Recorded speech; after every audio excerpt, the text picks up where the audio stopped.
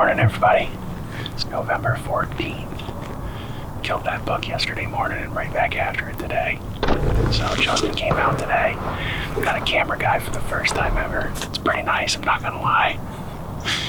And we're on this little 6-acre spot behind my house that you guys have been watching me work on for the past few years. And sitting over a food plot that I cleared out behind the house on the very back end of the property.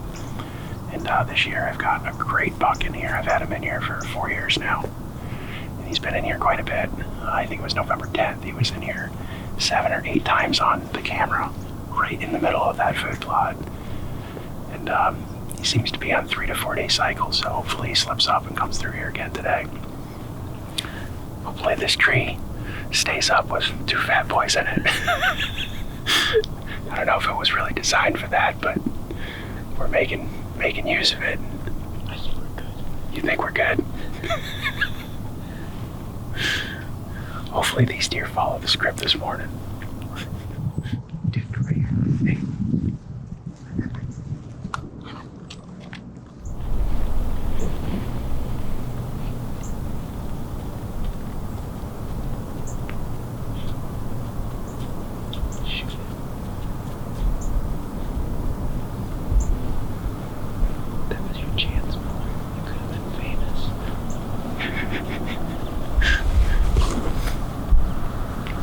That's why the food plot's here. This is what they do. So that little buck that just came through just showed up on the camera. See? It's giant. That's a Brad buck, we call that right there. Hopefully his big brother comes through here shortly. But you guys can see a doe's in here all night last night. And then here's some pictures of the big one. That was on November 10th. He was in here 7 times in front of that camera in a 24-hour period. So hopefully he shows back up. Deer right there. Shoot it. That's a good one to shoot. Yeah, I know. It's a good one to shoot.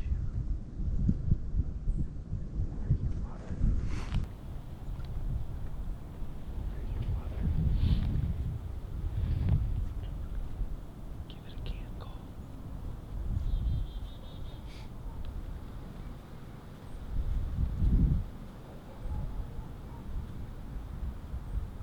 Would you ever get a doe mounted? I don't know. My dad had one mounted. He had like a, you know how, is it the QDMA logo? It's got the doe with the buck over it. My dad's mount, he had 2 mounts. They were kind of like that, like a doe with a buck over it. I'd like to get one someday, but it's gonna have to be something like a double throw bag or something. Here he comes, big buck, that's him. Do not move. He's right on the lane, do not move, he's looking. It's the big one.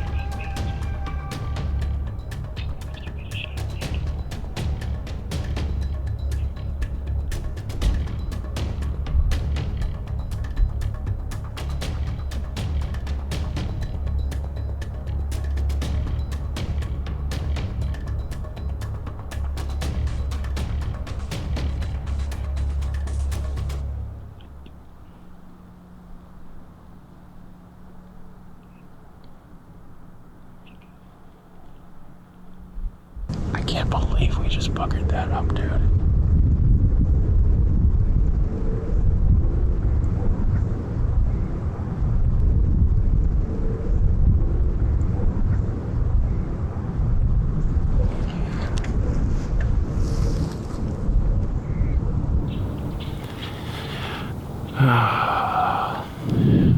Well, that was definitely the deer that we came in here on, and I don't know if you guys got a good enough look at him, but he is a giant this year. So once we get down, we'll go over there. I've got a trail camera right in front of where he stopped. I'm guessing he was right on camera, but he saw me turn around in the stand to try and grab the bow. I don't know how he saw me, because he's probably 60 yards through some awful thick stuff, but he must have seen me turn. He was like 40 yards. Not even. You think? Oh my God, he was right up this trail. He was coming right into the food plot, and unfortunately I moved a little too fast. That's how it works. Yeah, dude, he was 40 yards. So frustrating. That deer's a giant, and that's only the third time I've actually been able to lay eyes on him, but definitely a Booner. Well, guys, there's not a whole lot to say about that other than we screwed up big time. You know, you could tell just by Matt and I's kind of demeanor in the tree that morning. Like, we weren't taking things super seriously. You know, I was tagged out.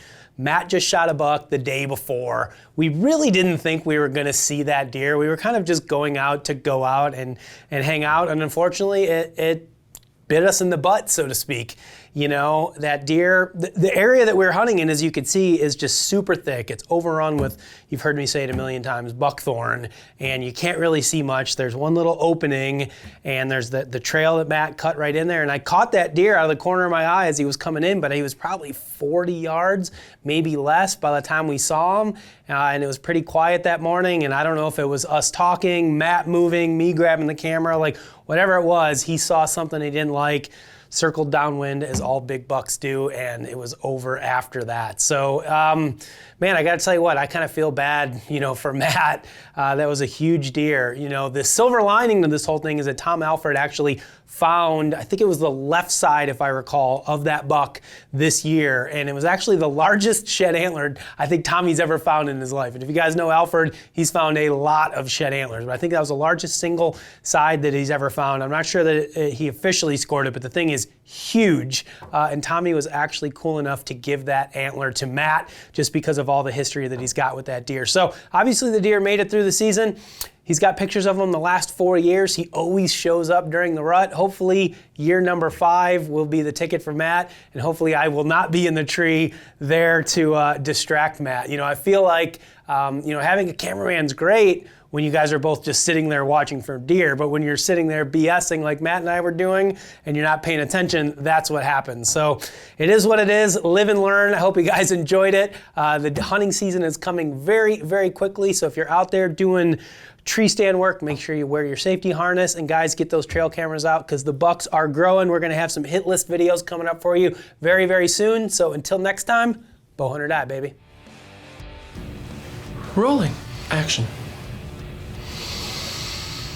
Well, I don't know what I'm gonna say. What am I gonna say? What if I can say? What should I say? All right, let's go. Let's do it. Ready?